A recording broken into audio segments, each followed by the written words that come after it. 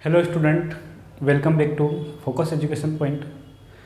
हम आज शुरू करेंगे 10th NCERT साइंस का चैप्टर नंबर 1 रासायनिक अभिक्रियाएं एवं समीकरण। क्लास स्टार्ट करने से पहले बता दूं, अगर आप चैनल पर नए हो तो हमारे चैनल को सब्सक्राइब करें, लाइक करें और अपने दोस्तों को शेयर करें। चलिए चलते हैं हमने रासायनिक अभिक्रियाएं एवं समीकरण। चैप्टर स्टार्ट करने से पहले हम पढ़ लेते हैं जो 9th क्लास में जो हमने पढ़ा कि परिवर्तन क्या होता है, परिवर्तन कितने प्रकार का होता है, ये वापस से रिवाइज कर लेते हैं।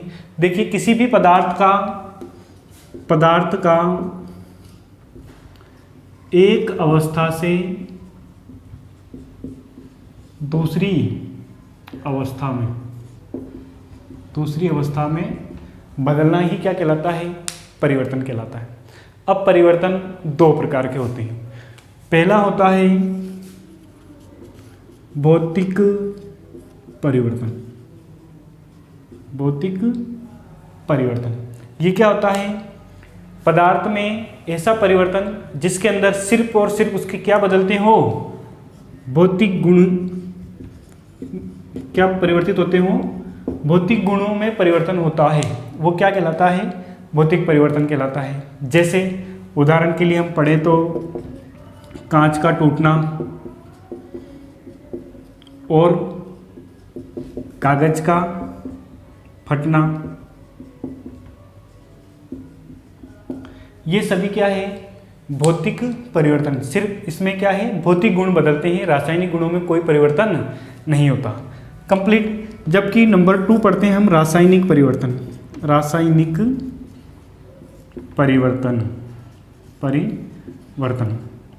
इसमें इस प्रकार के परिवर्तन में क्या होगा? भौतिक गुणों के साथ साथ रासायनिक गुणों में भी क्या आ जाता है? परिवर्तन आ जाता है। मतलब कि इसमें बदलते क्या है?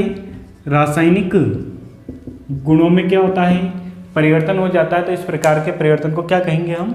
रासायनिक परिवर्तन। जैसे हम पढ़ते हैं यहाँ पर कागज का जलना या दूध से दही बनना, ये सभी क्या है? रासायनिक परिवर्तन के एग्जाम्पल हैं। तो परिवर्तन क्या होता है? भौतिक परिवर्तन क्या होता है? रासायनिक परिवर्तन क्या होता है? ये हमने 9th क्लास में अच्छे से पढ़ लिया है। कंप्लीट। हम वापस से हमारे चैप्टर पर आते हैं, रासायनिक अभिक्रियाएं। तो रासायनिक अभिक्रियाएं होती क्या है, ये समझते हैं। रासायनिक अभिक्रियाएं, देखो, रासायनिक अभिक्रिया में कोई पदार्थ जो होता है, कोई पदार्थ वो या तो दो या दो से अधिक पदार्थ हो, या किसी पदार्थ में कौन सा परिवर्तन हो? रासायनिक परिवर्तन हो। रासायनिक परिवर्तन होता है और नया पदार्थ बनता है। तो इस परिवर्तन को हम क्या कहेंगे? रासायनिक अभिक्रिया कहेंगे। जैसे कि यहाँ पर मान लीजिए दूध है और दूध से क्या बन गया? दही बन गया। दूध से क्या बना? दही। मतलब कि इस दूध में कोई रासायनिक परिवर्तन हुआ और दूध से क्या बना? दही बना। अब इस चेंजेस को हम क्या कहेंगे? दूध में क्या हुई है? रासायनिक अभिक्रिया हुई है। क्या हुई है? दूध में क्या हुआ? रासायनिक अभिक्रिया हुई। कंप्लीट। या फिर दूध का एग्जाम्पल नहीं ले, किसी और का ले। जैसे कि यहाँ पर ये A और B, माना कि कोई दो अभिकारक हैं, दो पदार्थ हैं, इन्होंने आपस में क्रिया की और किसी नए पदार्थ का निर्माण कर दिया। तो इस प्रकार की अभिक्रिया को भी क्या कहेंगे? रासायनिक अभिक्रिया कहेंगे। अब इस रासायनिक अभिक्रिया को हम इस तीर के चिन्ह द्वारा बताते हैं। तीर का चिन्ह दिख रहा है आपको? इस तीर के चिन्ह द्वारा बताया जाता है। जबकि इस तीर के निशान से इधर जो अभिक्रिया में भाग लेते हैं वो कहलाते हैं अभिकारक। क्या कहलाते हैं? अभिकारक, या फिर कहलाते हैं ये क्रियाकारक। वे पदार्थ जो अभिक्रिया में भाग लेते हैं क्या कहलाते हैं? अभिकारक या क्रियाकारक। और जो नया पदार्थ जो बनता है वो कहलाता है उत्पाद। कंप्लीट। तो रासायनिक अभिक्रिया क्या होती है? दो या दो से अधिक पदार्थ आपस में क्रिया कर नए पदार्थ का निर्माण करते हैं। तो ये क्रिया क्या कहलाती है? रासायनिक अभिक्रिया। या फिर किसी पदार्थ के अंदर होने वाले रासायनिक परिवर्तन को ही हम क्या कहेंगे? रासायनिक अभिक्रिया कहते हैं। कंप्लीट। अब इस रासायनिक अभिक्रियाओं को कैसे लिखा जाता है वो देख लेते हैं। रासायनिक अभिक्रिया के बारे में पढ़ने के बाद में हम पढ़ते हैं रासायनिक समीकरण। रासायनिक समीकरण होता क्या है, तो इसको कैसे लिखा जाता है। मान लीजिए एक उदाहरण है कि मैग्नीशियम के टुकड़े को ऑक्सीजन से के साथ में जलाया जाता है। एक कथन दे दिया कि मैग्नीशियम की क्रिया ऑक्सीजन से हो रही है, तो इसको हम शब्द समीकरण के रूप में लिख सकते हैं कि मैग्नीशियम है, मैग्नीशियम और इसको ऑक्सीजन के साथ में जलाया जा रहा है और क्या बन रहा है यहाँ पर? Magnesium oxide. क्या बन रहा है? Magnesium oxide. तो एक हिंदी में कथन लिखने के बजाय हमने शब्द समीकरण के रूप में लिख दिया, और शब्द के रूप में तो लिखा लेकिन एक संकेत के रूप में भी लिख दिया कि ये Mg मतलब मैग्नीशियम, ऑक्सीजन को लिखा हमने O2 से और यहाँ बन गया MgO मैग्नीशियम ऑक्साइड। तो इस चीज़ को हम क्या कहेंगे? रासायनिक समीकरण। कि जो क्रिया हो रही है रासायनिक अभिक्रिया में जो हो रहा है उसको एक समीकरण के रूप में प्रस्तुत करना ही क्या कहलाता है? रासायनिक समीकरण कहलाता है। इस रासायनिक समीकरण की विशेषताएं होती हैं, तो पढ़ते हैं हम इसकी विशेषताएं। पहली विशेषता इसकी ये होती है कि इस रासायनिक अभिक्रिया में जो भाग लेते हैं वो पदार्थ जो हैं वो कहलाते हैं अभिकारक। क्या कहलाते हैं? अभिकारक। ये अभी हमने देखा, ठीक है। और जो बनने वाले जो नए पदार्थ हैं वो कहलाते हैं उत्पाद, ठीक है। ये तो हो गई पहली विशेषता। दूसरी विशेषता क्या है?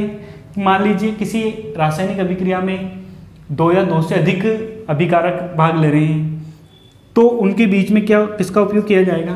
प्लस का उपयोग किया जाता है। जैसे कि यहाँ Mg प्लस O2 ये दो अभिकारक है। कितने अभिकारक है? दो अभिकारक है, तो इनके बीच में किसका उपयोग किया जाएगा? धनावेश का या धनायन का उपयोग किया जाएगा, ठीक है। इसी प्रकार उत्पाद भी अगर दो या दो से अधिक प्राप्त हो तो फिर उनके बीच में भी क्या लगाया जाएगा? धन का चिन्ह लगाया जाएगा, प्लस का चिन्ह लगा दिया जाता है। कंप्लीट। नंबर तीसरी विशेषता ये है कि ये तो है अभिकारक, ये है उत्पाद, हमने देखा अभी। तो ये जो तीर का निशान है, इस तीर के निशान का जो ये जो चिन्ह है ये किसकी तरफ होता है? उत्पाद की ओर। किसकी ओर होता है? उत्पाद की ओर होता है। और ये तीर का निशान बताता है कि अभिकारक से क्या बन रहे हैं? उत्पाद बन रहे हैं। मतलब कि ये जो तीर का निशान है उत्पाद बनने की दिशा, उत्पाद बनने की दिशा को बताता है ये तीर का निशान। कंप्लीट है। चौथी जो इसकी विशेषता है वो है समीकरण में जो भाग लेने वाले अभिकारक हैं उनकी भौतिक अवस्था को, कौन सी अवस्था को? भौतिक अवस्था को भी लिखा जाता है। जैसे कि एक एग्जांपल से बताते हैं आपको। यहाँ पर है ये कैल्शियम ऑक्साइड। क्या है ये? Calcium oxide. और इसकी क्रिया हो रही है कार्बन डाइऑक्साइड से, और यहाँ बन रहा है कैल्शियम कार्बोनेट। क्या बन रहा है? Calcium carbonate. ये है ठोस अवस्था में, ये है गैस अवस्था में, और ये है ठोस अवस्था में। तो इनकी भौतिक अवस्था को भी इनके कोष्टक में लिखा जाता है। अब क्या क्या लिखा जाता है? जैसे ठोस है तो कोष्टक में लिखा जाएगा एस, ठीक है। सॉलिड द्रव है तो द्रव के लिए लिखा जाएगा लिक्विड से एल लिखा जाएगा। अगर गैसीय अवस्था है तो फिर लिखा जाएगा जी, और अगर जलीय है या गलित अवस्था में हो तो फिर उसको लिखा जाएगा ए क्यू से। कंप्लीट। तो इसके कोष्टक में ये ठोस है तो इसको लिखा जाएगा एस से। ये कार्बन डाइऑक्साइड गैसीय अवस्था में होती है, यहाँ लिखा जाएगा जी। और ये कैल्शियम कार्बोनेट ये भी कैसा होता है? ठोस अवस्था में, तो इसको लिखा जाएगा एस से। एक और एग्जांपल से बताते हैं इसको। मान लीजिए ये N2, यहाँ अभिक्रिया हो रही है 3H2 से, और यहाँ बन रहा है 2NH3। कंप्लीट। तो यहाँ पर हम देखते हैं कि ये अभिकारक और उत्पाद दोनों ही गैसीय अवस्था में हैं, तो इनके कोष्टक में क्या लिख देंगे हम, गैसीय अवस्था लिख देंगे, मतलब कि इनकी भौतिक अवस्थाओं को लिख दिया जाएगा। ठीक है, तो ये रही रासायनिक समीकरण की लिखने की तरीका या इसकी विशेषताएं कंप्लीट। अब अगर इस रासायनिक समीकरण को करने के लिए हमें किसी विशेष उत्प्रेरक की आवश्यकता हो तो हम उसको कहाँ लिख सकते हैं, इस तीर के निशान के ऊपर। इस उत्प्रेरक को कहाँ लिख सकते हैं, ऊपर लिखा जा सकता है। उत्प्रेरक क्या होता है ये हम आगे की आने वाली उच्च कक्षाओं में देखेंगे। अगर इस अभिक्रिया को करवाने के लिए मान लो किसी ताप की या दाब की आवश्यकता हो तो इस ताप और दाब को हम इस तीर के निशान के ऊपर या नीचे लिख सकते हैं। तो इस प्रकार से रासायनिक अभिक्रिया जो हो रही है उसके समीकरण को लिखा जा सकता है। ये सारी विशेषताएं होती हैं, ये सारे रूल होते हैं जिसके द्वारा रासायनिक समीकरण लिखा जाता है। एक और विशेषता ये है, लास्ट विशेषता इसकी ये है कि अभिक्रिया के बाईं तरफ और दाईं तरफ दोनों तरफ परमाणुओं की संख्या क्या होनी चाहिए, समान होनी चाहिए। मान लीजिए यहाँ पर 3 नहीं लिखा मैंने, यहाँ पर 2 नहीं लिखा हुआ है। ऐसी स्थिति में यहाँ नाइट्रोजन के कितने परमाणु हैं, 2 हैं, जबकि इधर कितने हैं, 1 ही बना हुआ है। इधर हाइड्रोजन के कितने परमाणु हैं, 2, और इधर कितने हैं, 3। हमें क्या करना है, दोनों तरफ बैलेंस बना के चलना है कि दोनों तरफ इस तीर के निशान के इधर और तीर के निशान के इधर परमाणुओं की संख्या क्या हो, समान हो। इसलिए यहाँ क्या कर देते हैं हम, 3 कर देते हैं और यहाँ पर 2। तो दोनों तरफ नाइट्रोजन भी 2 है, इधर भी कितने परमाणु हैं, 2 हैं। इधर हाइड्रोजन 6 हैं, इधर भी कितने हैं, 6 हाइड्रोजन परमाणु हैं। तो इस प्रकार दोनों तरफ बराबर परमाणु होने चाहिए। इसको बोलते हैं हम संतुलित रासायनिक समीकरण, संतुलित रासायनिक समीकरण।